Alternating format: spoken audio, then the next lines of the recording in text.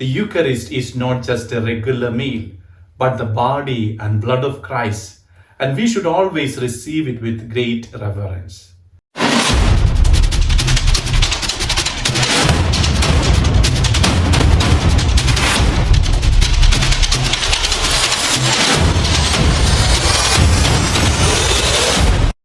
My dear friend, this is Monday of the 24th week in Ordinary Time, and we have the Gospel of Luke chapter 7 verses 1 to 10 for our reflection today.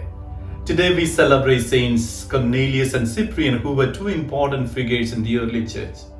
Cornelius was a pope and Cyprian was a bishop.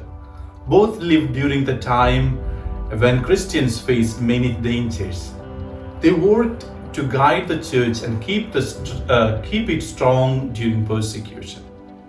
In the first reading, St. Paul reminds the Corinthians to show respect for the Lord's Supper.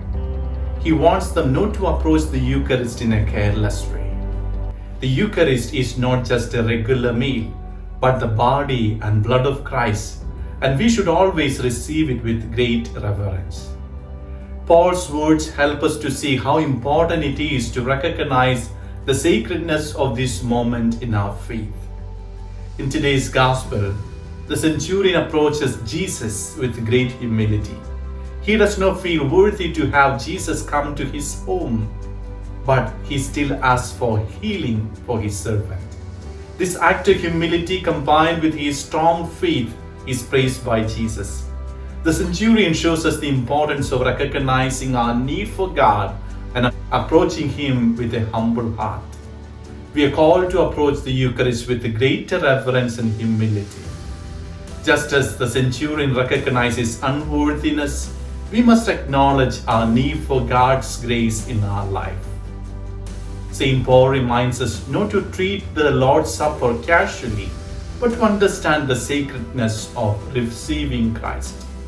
Humility and faith are key in deepening our relationship with God. By reflecting on these virtues, we can foster a more profound respect for the Eucharist. Reflect today, how can I cultivate a deeper sense of humility and reverence when approaching the Eucharist in my daily life? May the words of Jesus redeem us. Amen.